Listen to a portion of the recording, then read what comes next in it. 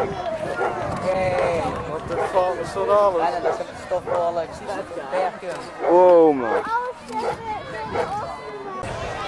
Jos, en waarom doen ze dit eigenlijk? Deden ze dat toch met z'n eten?